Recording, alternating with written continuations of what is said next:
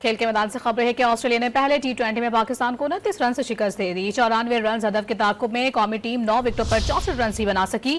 7 کھلاڑی double figure میں بھی داخل نہ ہو سکے۔ بارش کی وجہ سے میچ 7 اوورز کی فی اننگ تک محدود کر دیا گیا تھا۔ ٹی20 انٹرنیشنل میں قومی ٹیم کی یہ بدترین کارکردگی رہی۔ پاکستان نے مختصر فارمیٹ میں کم ترین اسکور بنایا۔ شاندار بیٹنگ پر گلین میکسویل میچ کے بہترین کھلاڑی قرار پائے۔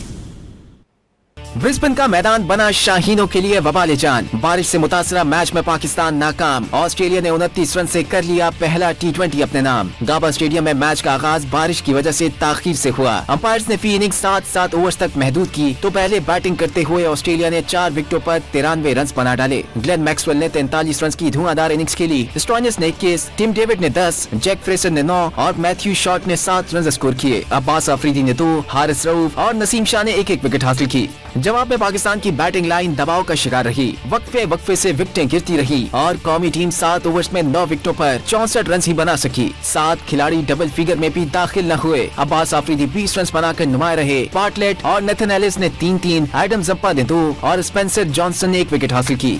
ٹی20 انٹرنیشنل میں پاکستان کی بیٹنگ لائن کی جانب سے یہ انتہائی بدترین کارکردگی رہی۔ قومی ٹیم نے اس مختصر فارمیٹ میں اپنا کم ترین اسکور بنایا۔